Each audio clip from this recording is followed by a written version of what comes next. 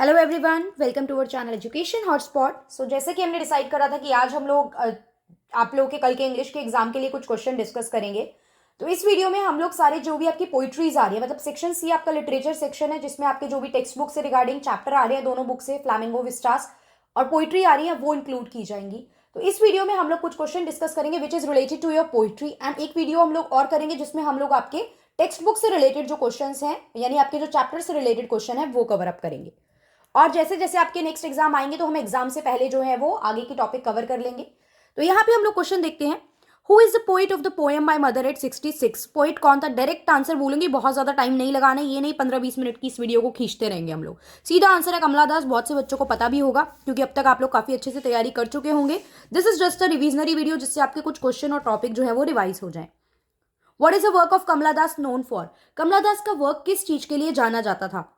उनकी ओरिजिनलिटी, वर्सालिटी और flavour of soil के लिए, फॉर देयर उनकी पॉपुलैरिटी के लिए, फॉर देयर स्टाइल, जिस तरीके से वो लिखती थी उसके लिए, या फॉर द एक्सप्रेशन यूज, जो वो एक्सप्रेशन यूज करती थी उनके लिए। तो कमला दास का work was known for the originality, जो ओरिजिनलिटी से वो काम करती थी, जिस आपकी वर्सेटिलिटी से वो काम करती थी, ये सारी चीजें थी जो उनके वर्क को क्या करती थी, बाकी सबसे डिफ्रेंशिएट करती थी। In which language has Kamala Das written stories and novels? Mostly किस लैंग्वेज में वो स्टोरीज और नॉवल लिखा करती थी? English, Tamil, English Hindi, English Urdu, या इंग्लिश और मलयालम? तो विल सी कि उनकी मोस्टली पोइट्रीज और जो स्टोरीज होती थी, नॉवल्स होती थी, वो इंग्लिश में होती थी, इधर इंग्लिश और मलयालम में होती थी। क्वेश्चन नंबर 4 देखते हैं। What is the main idea of the poem my mother at 66? I hope आपको पोएम्स वगैरह की समरी पता है, because I am not going to discuss the summary here. आप लोगों ने my mother at 66, elementary school in the slum and keeping quiet, इनकी summary आपको क्लियर होगी। जो चैप्टर्स आपके आ रहे हैं आपको उनकी समरी क्लियर होगी। उसके रिगार्डिंग कुछ डाउट है तो आप मुझे कमेंट करके बता सकते हैं, राइट? तो what is the main idea of the poem? Eternal painful old age and its fear, mother and daughter love, helplessness of a daughter, lack of strength. यही तो दिखाया गया है कि पोइट अपनी मदर से दूर जा रही हैं और रास्ते में क्या कर रही हैं, उनको डर है अपनी मदर से बिछड़ने का, क्योंकि उनकी मदर बहुत बुजुर्ग हो चुकी है, एक डर है उन्हें खो देने का। ठीक है, तो ये चीज है। और जाते हुए वो मतलब उनको अपने घर से कोचीन एयरपोर्ट तक जो है अकंपनी कर रही है पोइट की मदर, उन्हें साथ में उनके साथ जा रही हैं। रास्ते में पोइट को ये ख्याल आ रहे हैं, इसके बारे में थोड़ा सा जिक्र किया गया है यहाँ पे। ठीक है, तो यहाँ पे मेन आइडिया क्या है अगर हम लोग बात करेंगे तो मेन आइडिया है painful old age and its fear. Old age के साथ आती है डिजीजेस, ओल्ड एज के साथ आता है फियर ऑफ डेथ। ठीक है, तो ये सारी चीजें थी जो यहाँ पे पोइट जो है वो एक तरीके से मेंशन करना चाह रही है। Who has written elementary classroom in a slum? ये जो आपकी पोएम है, नेक्स्ट पोएम जो आपके आ रही है सिलेबस में, इसके ऑथर देखो, पोएम्स के जितने भी आपके ये हैं जिन मतलब आपके ये हैं पोएम के ऑथर हैं, इनको पढ़ के जाओ। इनके बारे में बुक में बॉक्स में साइड में डिटेलिंग लिखी होगी कि इनका कोई और नाम था, या फिर ये किस लैंग्वेज में लिखते थे, या ये जो भी चीजें एनसीईआरटी में मेंशन है उसको पढ़ के जाओ। वहां से भी क्वेश्चन आ सकता है। अब आप बोलोगे ये तो हमने पढ़ा ही नहीं, ऐसे हम इनका कितना बैकग्राउंड याद करें या कितना डिटेलिंग याद करें? तो बुक में जो भी साइड में डिटेलिंग लिखी है अबाउट द पोएट, तो पोएट के बारे में वो चीज पढ़ के जानी है। ठीक है, तो जितने भी पोएट है वो याद कर जाओ सारी पोएम्स के, उनके बारे में जो भी डिटेलिंग एनसीईआरटी में मेंशन है वो अच्छे से पढ़ जाओ, और पोएम से तो बनने ही बनने हैं क्वेश्चन। तो यहाँ पे क्या आंसर हो जाएगा? Stephen Spender. Next, what theme did poet concentrate in elementary school classroom in Aslam?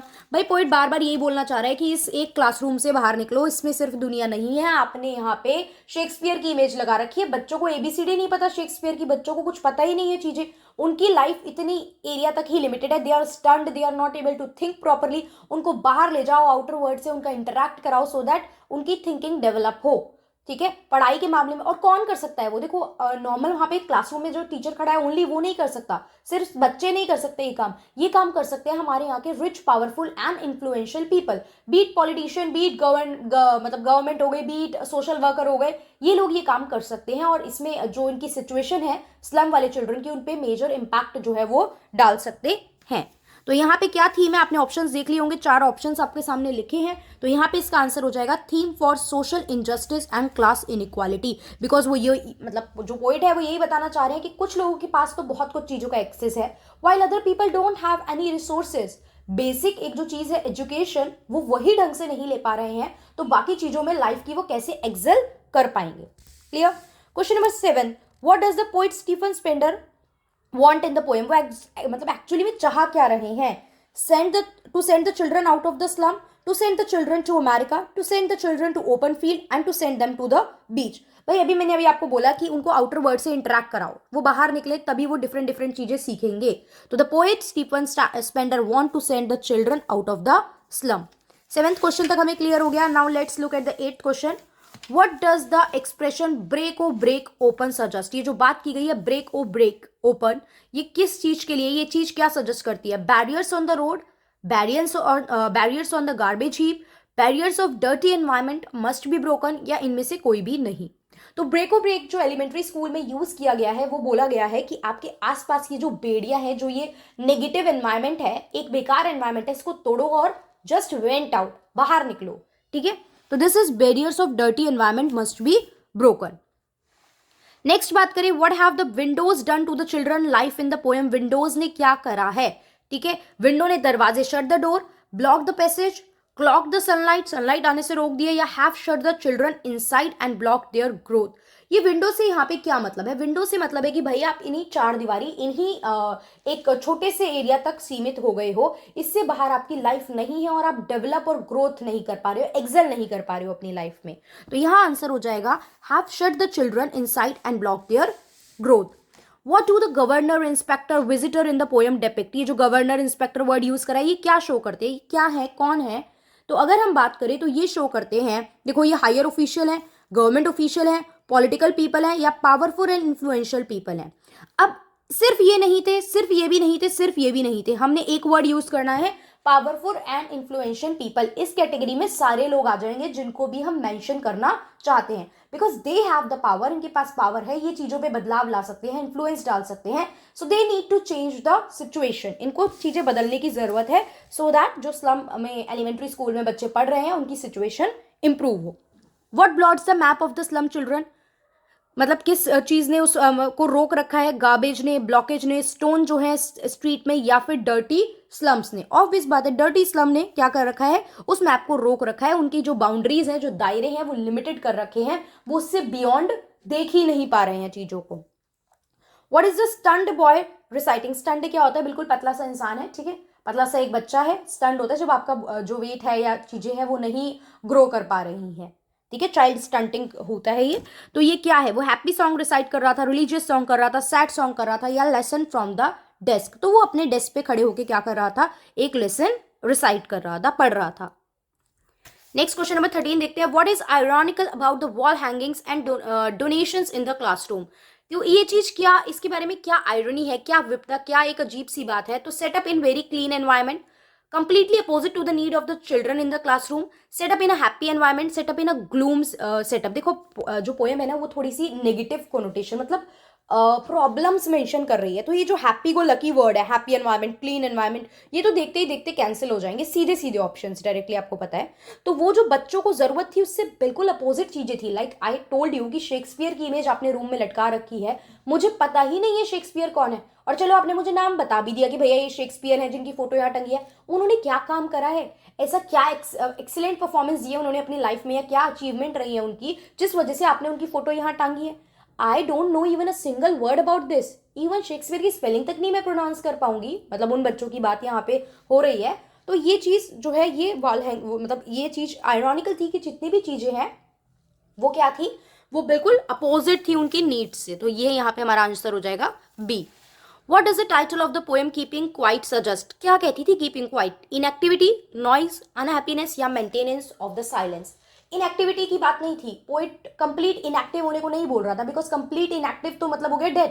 Poet कह रहा है यार थोड़ा सा रुको, क्या होता है हम लाइफ में भाग रहे हैं, क्यों भाग रहे हैं, क्या अचीव करना है, एग्जैक्टली गोल क्या है, पैसा कमाना है, लोग कमाने हैं, करना क्या है लाइफ में? वी डोंट नो एनीथिंग, हमें पता ही नहीं है चीजें।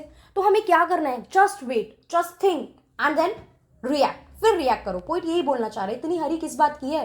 बराबर से जानने वाले निकल गए यार, हाय हेलो करके 2 मिनट बात करने का टाइम नहीं है हमारे पास। This is the thing.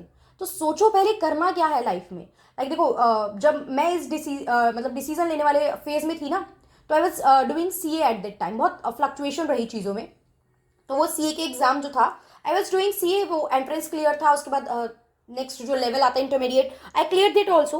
But हुआ क्या after that I realize, because I don't want to do that particular work, कि वो जो कॉर्पोरेट वर्क होता है या ऑफिस वर्क होता है या सी वाला वर्क होता है, भाई मैं को नहीं करना, मैं नहीं बनी इस चीज़ के लिए। मैं सुबह 9 से रात के 9 तक काम करूँ और मतलब आऊँ जाऊँ इतनी दूर, क्योंकि जॉब्स के लिए आपको थोड़ा बहुत दूर जाना पड़ेगा। I am a kind of person जिसे लोगों के आसपास रहना पसंद है, जिसे लोगों से इंट्रैक्शन करना पसंद है, शाम को घर बैठ के घर पे थोड़ी बहुत आपस में लोगों से बातचीत करना पसंद है। आई एम नॉट सेइंग कि दूसरी चीज़ गलत है, आई एम सेइंग कि मुझे नहीं पसंद है। ऐसा नहीं था मैं करती तो कर ना पाती, बट मुझे पसंद नहीं आ रहा, कहते हैं किक नहीं मिली, आई डोंट लाइक दैट।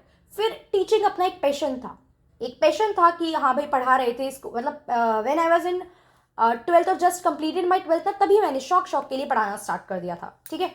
और तभी से मतलब ऐसा नहीं, जब मैंने जस्ट 12th क्लियर करी उसी के बाद से मैं 12th के स्टूडेंट को ही पढ़ा रही थी।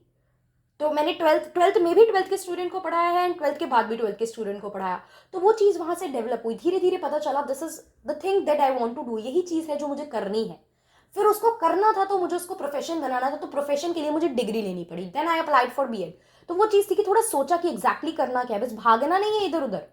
तो वो चीज़ यहाँ पे इस कीपिंग क्वाइट पोएम में ऐसी ही बातें की गई हैं कि आपको थोड़ा रुक के सोचने की चीज़ों को ज़रूरत है। चलो अभी आज इधर उधर की और बातें नहीं करते हैं, let's come to the topic straight. Maintenance of silence की बात की है। What does the poem speak about, ये पोएम किसके बारे में बात करती है कि आपको जरूरत है खुश रहने की, आपको जरूरत है इंट्रोस्पेक्ट करने की, भैया क्या चल रहा था अब तक, क्या आया, क्या गड़बड़ रही है, ये सब चीजें करने की, समझने की, और हैव फीलिंग्स ऑफ ब्रदरहुड, आपस में एक दूसरे से थोड़ा मिल बांट के प्यार से रहो। नेसेसिटी ऑफ वर्क, क्वाइटली चुपचाप काम करो, या इनमें से कोई भी नहीं। सीधा आंसर हमें समझ में आ रहा है, अभी बात करी हमने, है ना। What does counting up to 12 signify, 12 तक गिनने का क्या मतलब था और इससे कैसे हेल्प होने वाली थी। Hours of the day, month of the year, to create peace and harmony, या फिर ऑल ऑफ द अबव। अब हम यहाँ पे बात करेंगे भैया, यहाँ पे सारी चीजें थी कि आपको बात करनी है जो भी चीजें हो रही हैं, पैसेज में जा रहा है, जो भी टाइम पीरियड निकल रहा है, ये काउंटिंग अप टू 12 आपको रेगुलर चीजें करके रहनी है। या तो आप आर्ली बेसिस पे कर लो, रुक के कर लो, या आप इसको रेगुलर क्या करो, अपनी लाइफ का एक पार्ट बना लो चीज को कि आपको ऐसा करना ही है। तो यहाँ पे भी आंसर क्या हो जाएगा, ये हेल्प कैसे करेगा, ये हेल्प करेगा पीस एंड हार्मनी मेंटेन करने में। क्लियर, तो आंसर हो जाएगा to create peace and harmony. Now let's look at the next question. थोड़ा सा स्पीड बढ़ा लेते हैं हम, है ना, 10 क्वेश्चन और है I think. What is the pen name of the poet keeping quiet, keeping quiet के जो पोइट थे उनका पेन नेम क्या था। तो आप लोग पहले मुझे पोइट का नाम भी कमेंट करके बताएंगे। पेन नेम उनका था Pablo नेरूडा। What is the original language of the poem Keeping Quiet? Keeping Quiet की original language क्या थी? English, French, Pali और Spanish. तो the original language was Spanish. Later on translate कर दी जाती थी ये जो poetries होती थी। What is the poet expecting from the fisherman? Poet क्या चाहता है? देखो अलग अलग लोगों से उन्होंने अलग अलग बोला। Fisherman hunting stop कर दें, जो नमक बना रहे हैं वो लोग वो चीज़ रोक दें। तो ये चीज़ है, तो उन्होंने फिशरमैन से क्या एक्सपेक्ट किया अगर हम देखें, ठीक है। टू फाइंड मोर फिश, ज़्यादा से ज़्यादा फिश ढूंढे, to go to deeper into the sea में और गहरा जाके फिश लेके आए, to think and stop harming the fish, या नन ऑफ द अबव। थोड़ा सोचो और फिश को नुकसान पहुंचाना बंद करो। Next, while gathering salt, salt इकट्ठा करते हुए, what will happen to man if he keep silent for a moment, तो क्या होगा अगर वो थोड़ी देर के लिए रुक जाएंगे तो। Clear, he will stop dropping it, और उसे ड्रॉप करना रोक देंगे। He will look at the ground, he will walk carefully, he will think of the harm the salt is doing to his hand, वो सोचेंगे यार ये सॉल्ट वगैरह से हमारे हाथ पे कितने सारे मार्क पड़ गए हैं। ये चीज कहते हैं ना, जले पे नमक डाल दिया, तो अगर कट पे नमक लगता है तो बहुत तेज लगता है ना, तो ऑलरेडी आपके हाथ पे कट पड़ जाते हैं वो चीज क्रिएट करते हुए। तो ये चीज वो क्या सोचेंगे, सॉल्ट गैदर करने वाले लोग सोचेंगे। 21 क्वेश्चन देखते हैं। According to the poet what creates barrier, क्या चीज है रुकावट लगा रही है। इंटरेक्शन, रिएक्शन रुकावट लगा रही है, फाइटिंग या languages. It is the languages जो कि क्या लगा के चल रही हैं, रुकावटें लगा के चल रही हैं। How is keeping quiet related to life and can change attitude, किस तरीके से आपकी लाइफ से रिलेटेड है और आपके एटीट्यूड में बदलाव लाती हैं। आपको थिंक एंड सर्च, मतलब अपनी आत्मा को टटोलने का मौका देती हैं। स्क्रैच वन सोल, स्क्रैच मतलब जिस स्क्रैच में घिसते हो ना चीजें, तो वही घिसो और निकालो, तराशो क्या चीज है अंदर, मन में क्या चीजें चल रही हैं। Help to develop new thinking process, एक नया थिंकिंग प्रोसेस डेवलप होता है। So all these are the thing जो हम इस चीज से, जो पोइट्री है आपकी कीपिंग क्वाइट, उससे सीख पा रहे हैं। His eyes live in a dream, what is the dream, उसकी आईज जो थी वो क्या थी, वो ड्रीम देख रही थी। एक तो वो ड्रीम क्या था, मूवी देखना, अब्रॉड जाना, आइसक्रीम खाना, या dream of better times with games and open spaces. तो भाई अच्छे दिनों की, अच्छे दिन आएंगे, ठीक है ना, अच्छे दिन आएंगे ही सोच के ये चीज पे आपको आंसर डायरेक्ट टिक लगा देना है। What do the running trees signify, first poem my mother at 66, जो रनिंग ट्रीज हैं वो क्या सिग्निफाई करते हैं। Fast moving appearance, speed of the moving car, जल्दी जल्दी चीजें कार जो है वो चल रही है। Fast moving change of human life from childhood to old age या नन ऑफ द अबव। तो देखो वो चीज क्या दिखा रही थी, होता है ना जब हम गाड़ी में बैठे होते हैं तो हमें ऐसा लगता है वो पेड़ भी हमारे साथ साथ, ट्रीज जो होते हैं साइड में साथ साथ चल रहे हैं, बट एक्चुअली में दे आर नॉट मूविंग, वो तो स्टिल है, ये हमारी गाड़ी है जो चल रही होती है। तो यहाँ पे उसने इस चीज को किससे सिग्निफाई करा कि इसी तरीके से हमारी लाइफ भी है।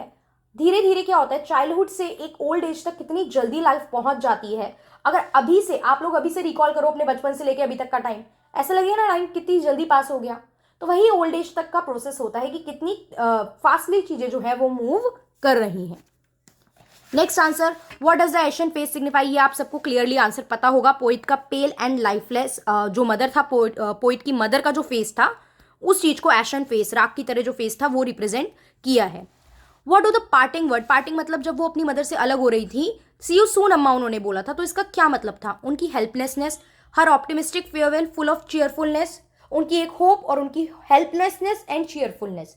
तो यहाँ पे ऑप्टिमिस्टिक फेयरवेल था, ठीक है। ऑप्टिमिस्टिक मतलब होता है कि जब आप किसी चीजों को लेके क्लियर नहीं हो, सर्टेनिटी नहीं है चीजों को लेके, लेकिन फिर भी चीयरफुलनेस के साथ वो उनको विदा कर रही थी। एक मन में डर भी था, ठीक है, फियर तो था ना मन में, तो वो चीज यहाँ पे मेंशन की गई है। व्हाट डू कैक्टाकॉम सिग्निफाई, सीधा सीधा आंसर है, कैक्टाकॉम का मतलब क्या होता है, जो underground cemetery showing irrelevance of the map hanging on the wall of the classroom. Clear. तो ये 27 क्वेश्चन है, these all question are related to all the 3 poetries. Next video में हम लोग जो है आपके एक्सट्रैक्ट बेस्ड क्वेश्चन करेंगे, चैप्टर्स के क्वेश्चन करेंगे, जो कि आपके इन टोटल में आई थिंक जितने भी चैप्टर आ रहे हैं 5 चैप्टर टोटल आ रहे हैं दोनों बुक को मिला के, ठीक है। Lost spring, deep water, last lesson हो गया, थर्ड लेवल हो गया, ठीक है, और एक चैप्टर आपका और है। ये 5 चैप्टर आपके आ रहे हैं, 5 चैप्टर के क्वेश्चन हम लोग एक वीडियो में और करेंगे। इसके अलावा if you guys have any doubt, बाकी जैसी रिवीजन है वो रिवीजन अपनी करते रहो, उसको रखो कंटिन्यूटी में, एंड इस इंग्लिश के एग्जाम के बाद नेक्स्ट सब्जेक्ट की वीडियोस भी हम लोग बनाना स्टार्ट कर देंगे। So that's all for this video, thank you for watching.